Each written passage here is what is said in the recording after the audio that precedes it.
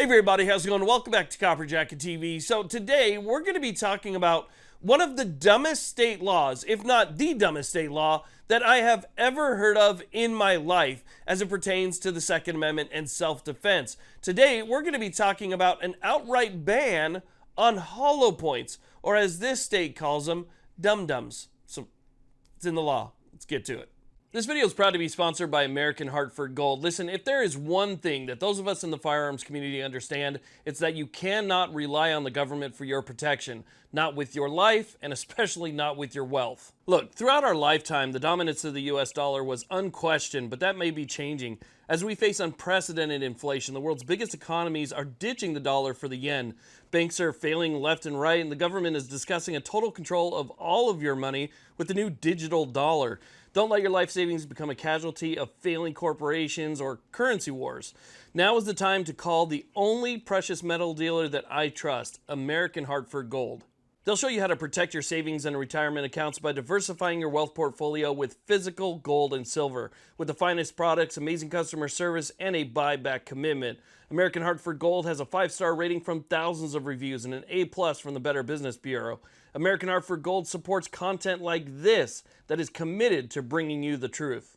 Tell them I sent you and they'll give you up to $5,000 of free silver on your first order, so call them now. Click the link in the description or call 866-856-2507. That's 866-856-2507 or text COPPER to 65532. Okay, so let's go and talk about what's going on here with what the state calls hollow noses or dum-dums, what you and I commonly refer to as hollow points, arguably the most popular cartridge for self-defense in the entire country. Now I got to give a big shout out to the GOA because until they started talking about this, I had no idea that there was a state in this country that banned hollow points since the 70s. This is absolutely new to me and it is mind-blowing.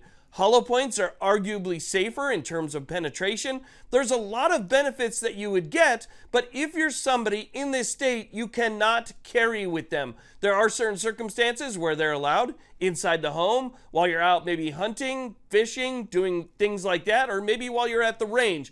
But for the actual purpose that they were designed for, which is self-defense, that's when they're illegal. You have to use full metal jackets for self-defense when you're outside the home. So let's talk about this state and let's talk about the lawsuit that GOA has filed. Okay, so the state that we're talking about today, and I want you to keep this in mind, this is the only state in our entire country that has a ban like this, is the state of New Jersey. New Jersey has got to have some of the worst gun control laws that I have seen across the country, but this one right here for me kind of takes the cake because it just shows how ignorant the politicians are that create laws like this. You and I would think that they would want people to use these dum-dums, these hollow points, right? You would think they would want people to use that. They are more effective, they are more efficient, and they also reduce the chance of any collateral damage. But instead, they want you to use a round nose or a full metal jacket instead for self-defense. It is astonishingly ignorant. Now, I'm in no way talking down anybody that chooses to carry that. If you choose to carry that, by all means, that's your choice. This is a free country. You choose what you defend yourself with. Some people actually like the extra penetration that you would get out of something like a round nose. That's perfectly fine. That's up to you. But a state mandating what you use to defend yourself is completely unconstitutional. Magazines, firearms, ammunition, protected by the Second Amendment. There is no doubt in my mind that this violates people's Second Amendment rights in the state of New Jersey, and thankfully the GOA sees that as well, and this year they filed a lawsuit, which is GOA v. Platkin, to try and overturn that stupid ban. Okay, so here's a look at the lawsuit right here. This document is dated February 4th of 2025, and as you can see, we have multiple plaintiffs. We have Heidi Bergman-Skosh, Coalition of New Jersey Firearm Owners, GOA and GOF, versus a few other people, Matthew Platkin being the Attorney General of the state of New Jersey. Now, if we scroll down here to the introduction, the plaintiffs lay this out pretty well, where it says, 1, this case involves a challenge to New Jersey's unconstitutional and ahistorical ban on the possession, transportation, and carrying of widely available and commonly owned hollow point self-defense ammunition, which New Jersey law calls hollow nose or dum-dum ammunition. It continues on here, number 2. In the NYSRPA v. Bruin case, the Supreme Court unambiguously held that the Second Amendment guarantees a right to bear arms in public for self-defense. And in D.C. v. Heller, the court explained that this inherent right of self-defense has been central to the Second Amendment, and to that end, handguns are the most popular weapon chosen by Americans for self-defense. 3. Rejecting those principles, New Jersey forbids a person from publicly possessing the most effective types of self-defense ammunition, despite the Hollow Point's overwhelming popularity with law enforcement and armed citizens alike as the quintessential type of self-defense ammunition. In addition to defying the widespread preferences of the American people, New Jersey's ban on this is also ahistorical. While the Hollow Point was first introduced in the 1800s, New Jersey's ban came nearly a century later in 1978. Today, New Jersey remains the only state to criminalize the bearing of hollow point ammunition. And of course, 20th century evidence does not provide insight into the meaning of the Second Amendment, which contradicts earlier evidence. Bruin and earlier evidence is clear that there was never an early American tradition of prohibiting the public carry of any type of ammunition, much less hollow point ammunition for self-defense. So basically what the GOA is saying here is that, 1, the Second Amendment is implicated because these are arms and they are bearable arms. So people are having their Second Amendment rights infringed upon, and because the Second Amendment is implicated, the state must look back to any type of historical analog that shows any type of relevance that could support today's law.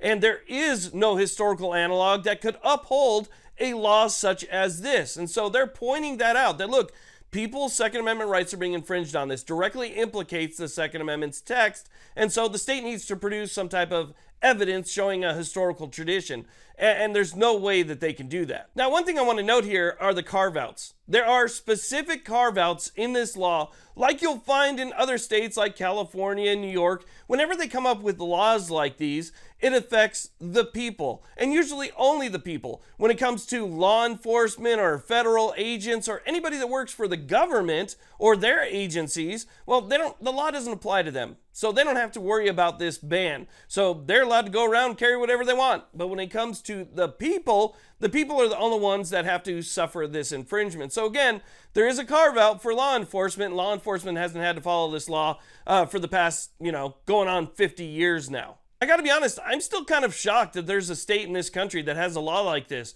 If it wasn't for the GOA talking about it, I would have remained ignorant to that fact. I had no idea that New Jersey had been banning these since the 70s, which is another thing that to me is just nuts. The fact that this law has remained in effect for this long is astonishing. So I'm glad that the GOA and the GOF and the other plaintiffs have decided to stand up and do something about it and have filed this lawsuit, because I think that this should be an easy win. Now, obviously, the state of New Jersey is not going to make it an easy win. They're going to try and put up some type of fight, find some historical analog that dealt with something racist, and they'll try and use that.